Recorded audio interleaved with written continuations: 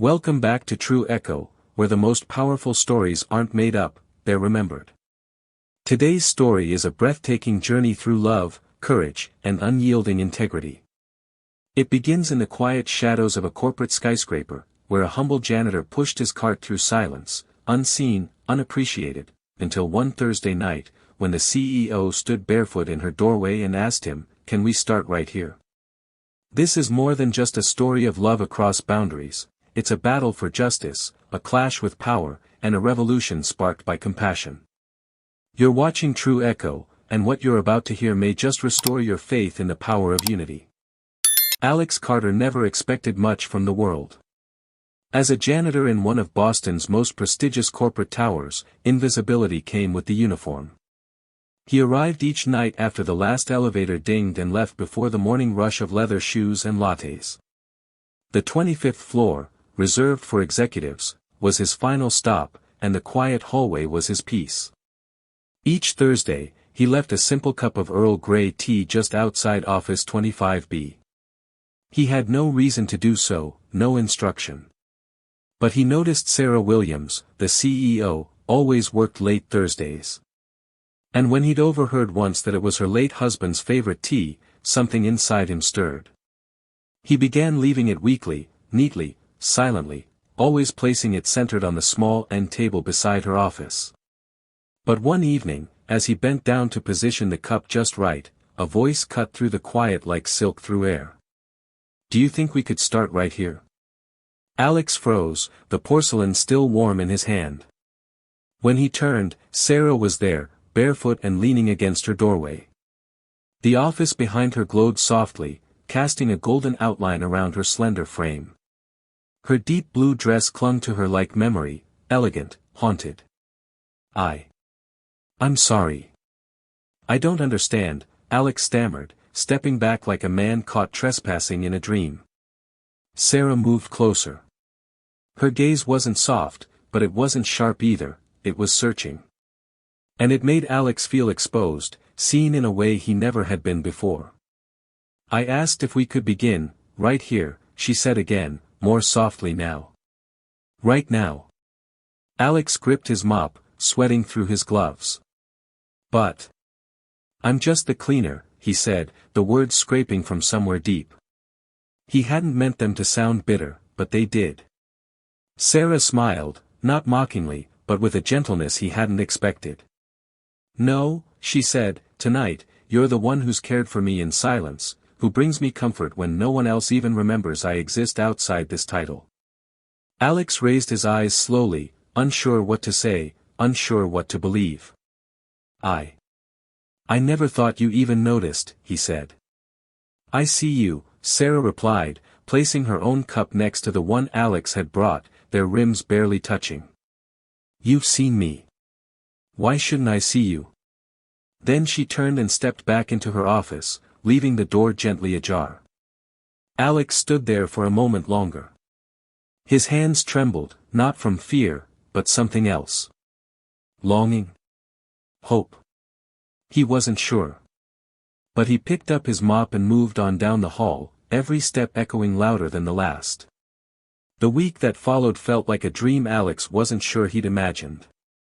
He'd walked the same halls, pushed the same cart, polished the same glass doors, but nothing felt quite the same. Every Thursday had once been predictable.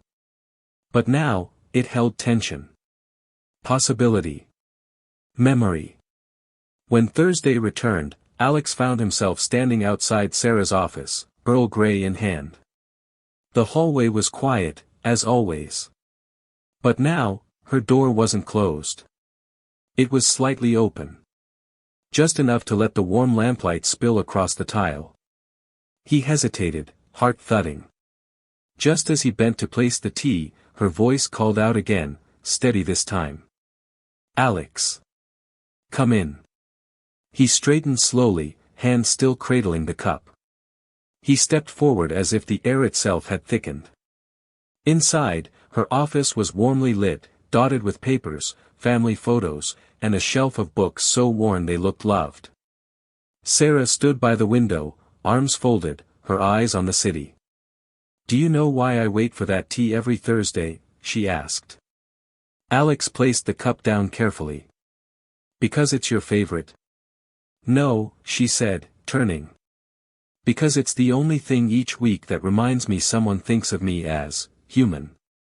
Alex swallowed. His words stuck in his throat. She stepped forward slowly. It's not about the tea. It's about the gesture. The thought. The kindness. I never thought it meant anything, he said. It was just something small I could do. It's always the small things, she replied. That's what people forget. They stood a moment in silence, the air charged with something fragile. Then Sarah crossed to a small speaker on her desk. She tapped a button, and the warm, melancholic sound of John Coltrane's saxophone filled the room. Do you know how to dance? She asked, her eyes flickering with mischief and something more, vulnerability. Alex blinked, flustered. I've never really tried. Good, she smiled, stepping toward him. Then we'll both be learning. She held out her hand. For a moment, the air felt electric. He hesitated. But then, slowly, he took it. They began to sway, not with grace, but with honesty. Two lonely people in an executive office, late at night, lit only by the city and the soft glow of jazz. Every step was a quiet rebellion against everything the world had told them about where they did or did not belong. In her arms, Alex forgot about the mop, the uniform, the invisible badge of class and skin. In his presence, Sarah forgot the weight of expectation, the brittle glass ceiling she'd had to climb over shards to reach. They just moved. And for the first time in a long time, both of them felt alive. But just beyond the door, in the quiet darkness of the hallway, a shadow watched. Mark Hammond had been CFO for 6 years. Ambitious. Calculating. Dangerous in the way only a man used to hiding behind expensive suits and polite smiles could be. He stepped back from the barely open door, the image of Sarah swaying with the janitor already burning in his mind. He clenched his jaw. A threat like this, intimate, human, dangerous, was something he wouldn't allow. A plan began to form in his mind, icy and deliberate. This ends, he thought, whatever it takes. Inside, the music played on. Alex arrived for work Monday evening to an atmosphere that felt off.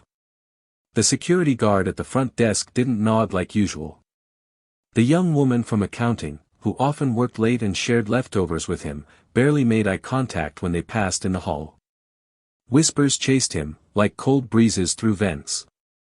At first, he thought he was imagining things. That was until Jason, a fellow janitor and once friend, cornered him near the break room door, holding up his phone with a smirk that wasn't friendly. Looks like you've been busy, Romeo. Alex stared at the screen. A grainy photo showed him in Sarah's office. Her hand in his. The two of them locked in a gentle sway beneath warm light. No timestamp, no context, just the moment, stolen and exposed. His stomach dropped. He turned and left without a word, the noise of snickers and murmurs rising behind him like a storm. Upstairs, Sarah had already seen it. Emily, her executive assistant, had shown her the leaked image with trembling fingers and a pale face. I think it's spreading across the office group chat, Emily whispered. They're calling it, the CEO and the custodian. Some are saying, it's a scandal. Sarah remained composed, but her jaw tightened. She glanced at the image. There it was, truth twisted by voyeurism. She already knew who had done it. Minutes later, the board summoned her. The long table in the boardroom felt more like a courtroom. At its head sat Mark Hammond, flanked by HR head Linda Evans and 2 senior investors. Their faces were blank, but their eyes were not. Sarah, Linda began, we need to discuss something that's rapidly becoming a company-wide concern. Mark folded his hands, calm and polished. A personal relationship between the CEO and a subordinate, particularly one from the custodial staff, raises serious concerns about professionalism and public image. Sarah looked directly at him. So it's not about company policy. It's about optics. Mark smiled coldly. We must maintain a standard. A standard of what? She asked. Class? Race? The room shifted uncomfortably. Linda cleared her throat. We're not implying anything, Sarah. But you must admit, this could damage our brand. Sarah stood slowly. Her voice didn't rise. It didn't need to. I've led this company with integrity, results, and vision.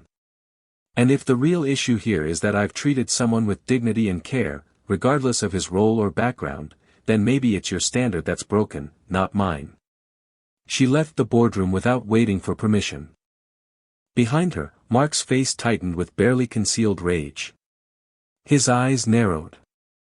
He had underestimated her resolve. He wouldn't do that again. Downstairs, Alex sat on a crate in the janitor's closet, trying to breathe. He'd always lived in the background. He knew the rules. Don't cause waves. Don't make yourself visible. Now, every step he took felt like he was walking through fire. That evening, Sarah texted him just one sentence, meet me tonight. We need to talk. That night, in the soft light of her office, they faced one another. You didn't deserve this, Alex said quietly. None of it. If you want me to go. No, she said firmly, stepping forward. You don't understand. They're not just angry that I care about you.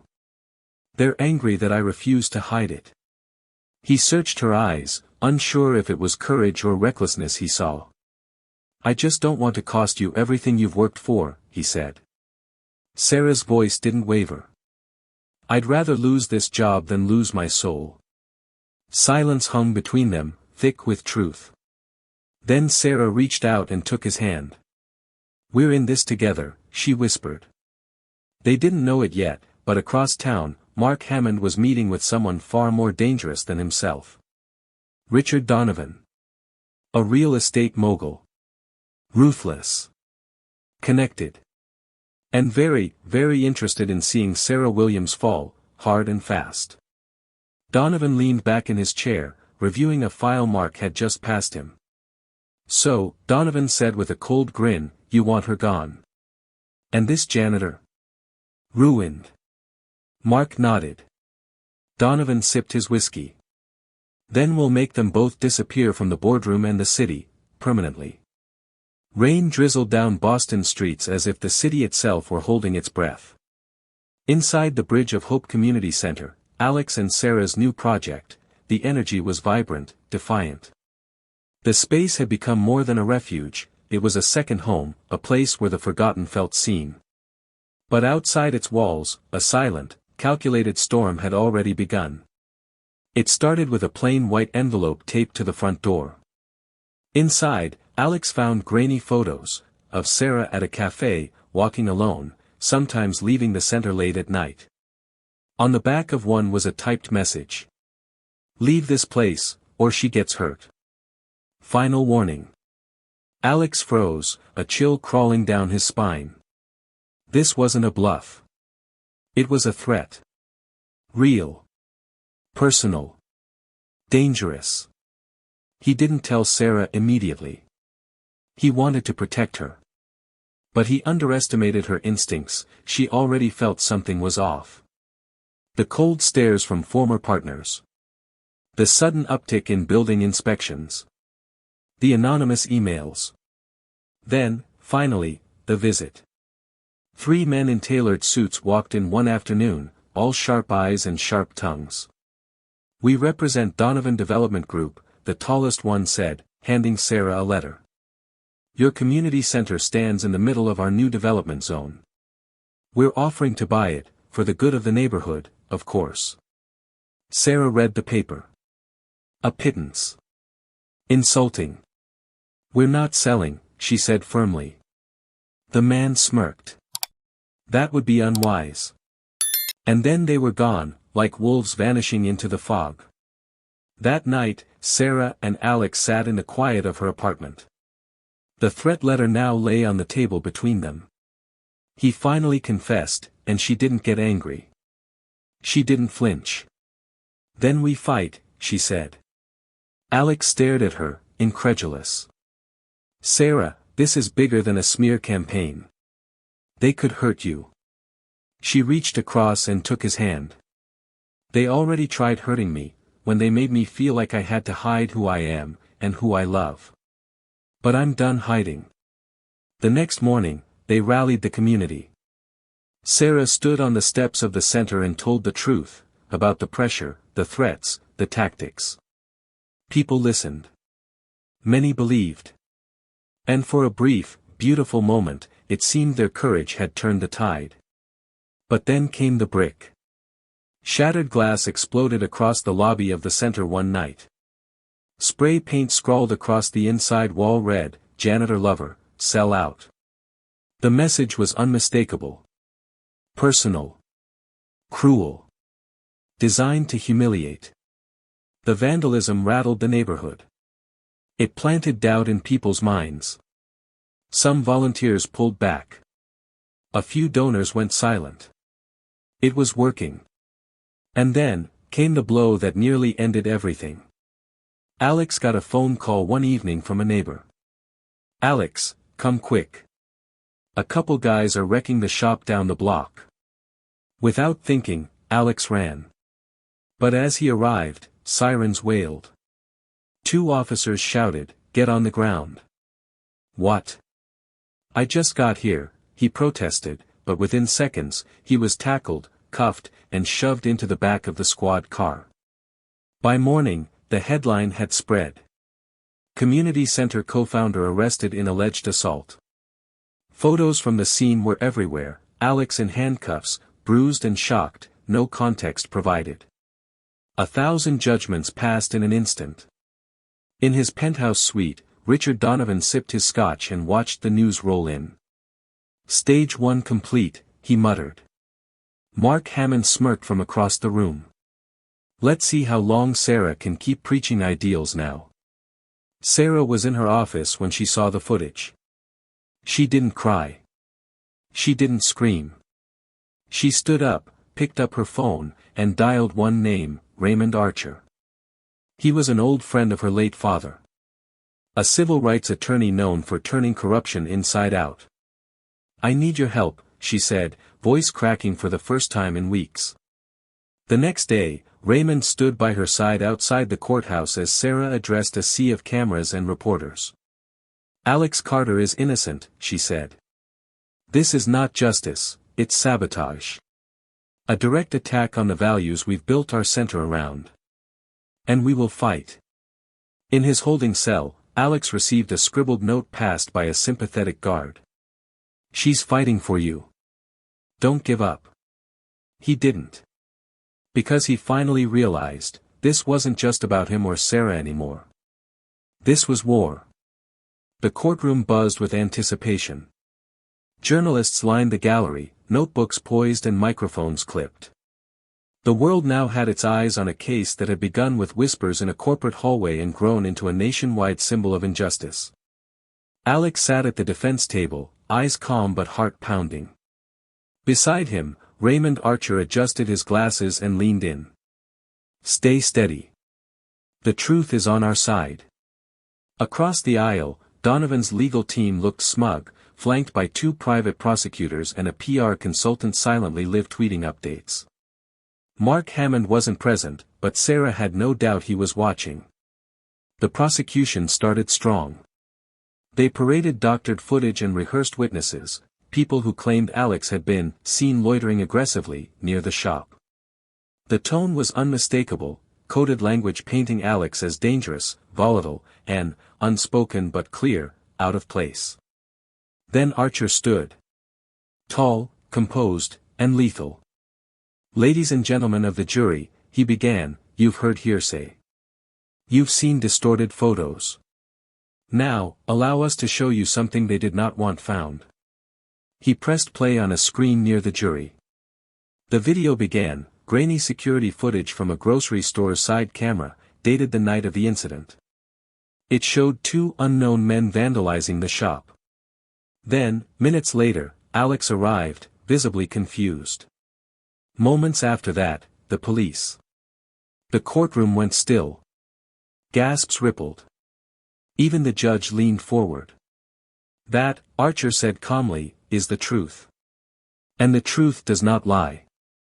He turned and gestured to the witness bench. One more thing, he added. Let's hear from those who actually know Alex Carter. A procession of community members followed, a grandmother whose broken heater Alex had fixed during a snowstorm, a single father whose daughter learned to paint at the center, a teen who said simply, "He saved my life when no one else saw me." Their words washed over the courtroom like a cleansing rain. Even some jurors wiped their eyes. When Sarah took the stand, she did not falter. "Yes," she said. "I love Alex Carter. And if you think that compromises my judgment, then maybe it's not my judgment that needs reviewing, but your assumptions." She ended with a simple truth: he didn't ask to be a hero. He just refused to stop being a good man. After deliberation, the jury returned.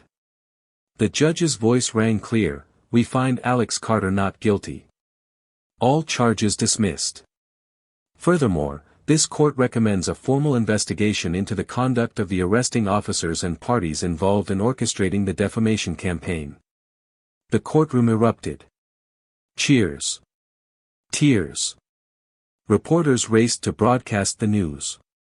Sarah turned to Alex, her eyes shining. "You're free," she whispered. He took her hand and held it to his chest. "Not just free," he said. "Vindicated." Donovan sat in his office, fingers clenched around his phone, eyes dark with fury. "You said this would work," he growled at Mark. "I said it would slow them down," Mark snapped back. "We underestimated their reach. Their story is bigger than us now." Donovan glared at the headlines flooding his screen. CEO and janitor win major legal battle, injustice exposed. Bridge of hope becomes beacon of equality. He hurled the phone across the room. "This isn't over," he muttered. Outside the courthouse, the crowd lifted Sarah and Alex on their shoulders. It wasn't just a victory, it was a declaration. That dignity couldn't be erased. That truth still mattered. That love, even between the most unlikely people, could shake the walls of power. Sarah raised her voice above the cheers. "This isn't the end.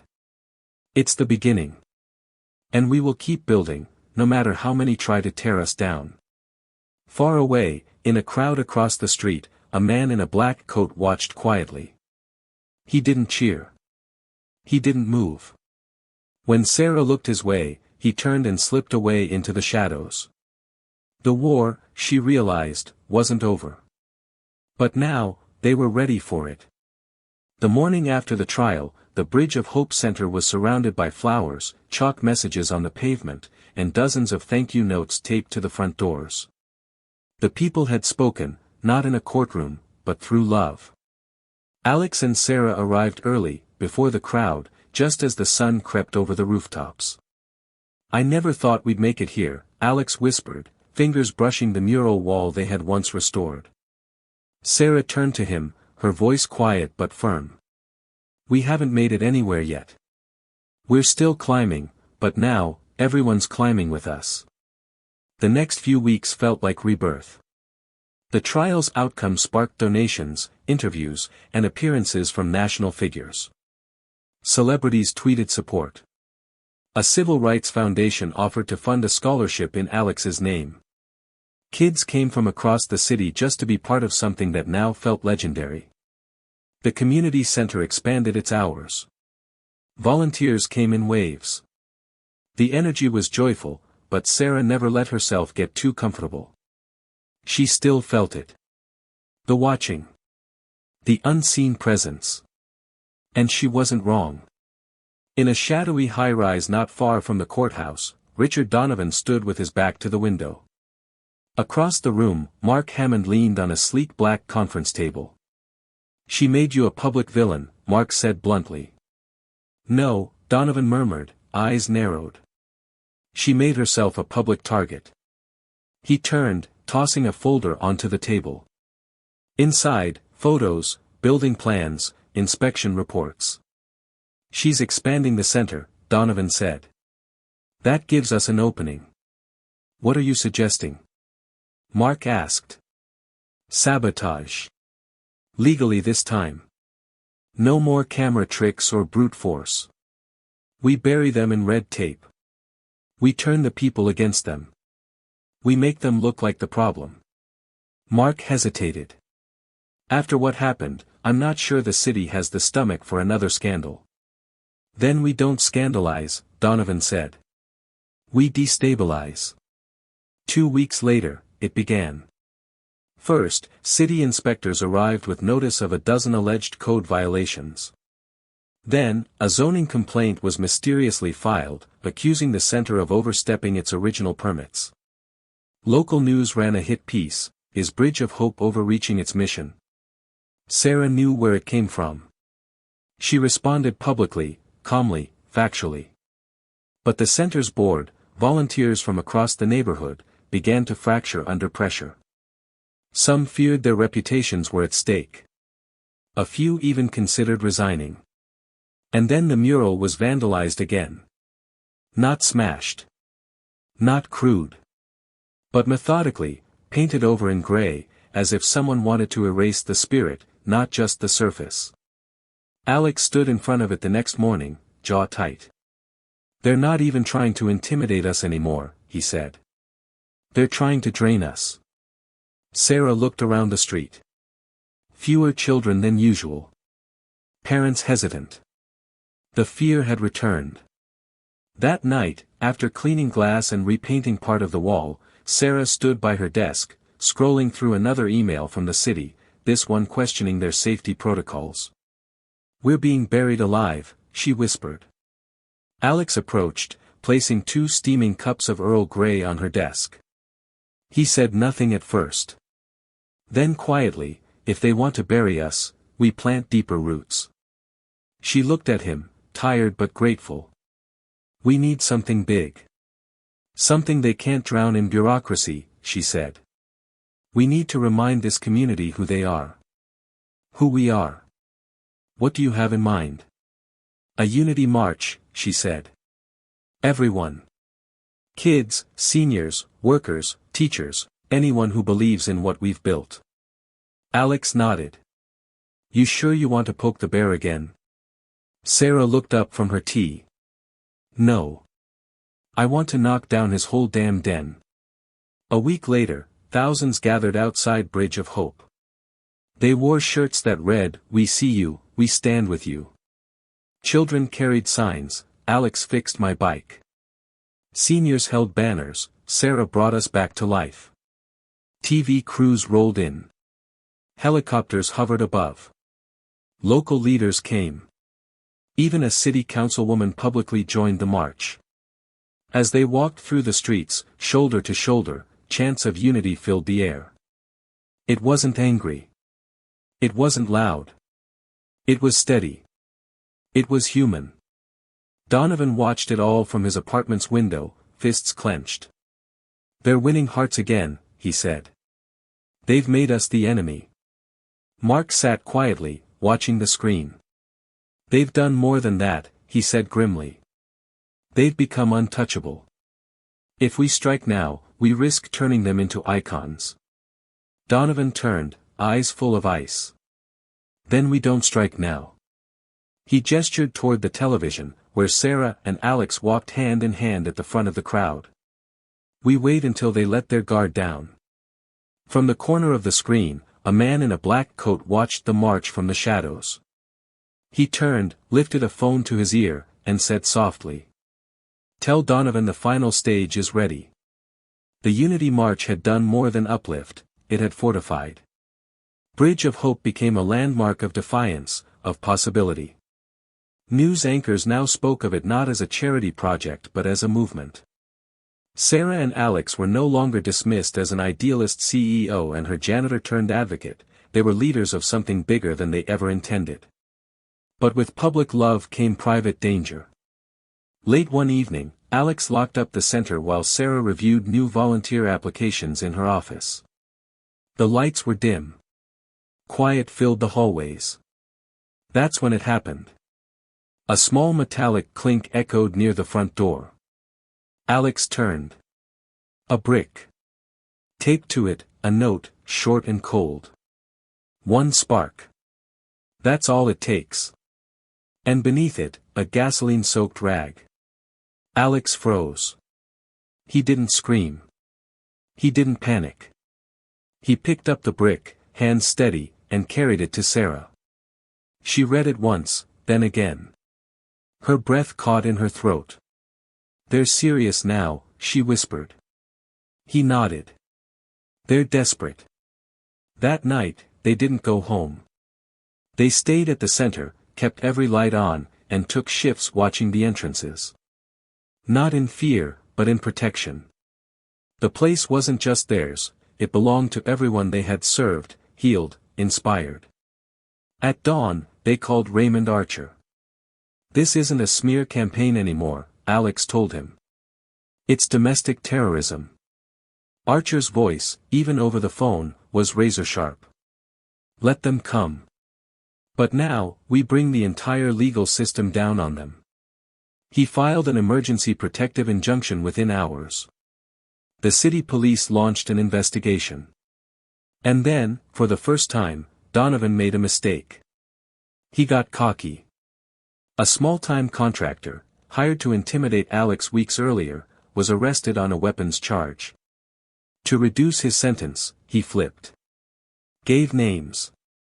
Locations. Emails. One of those emails.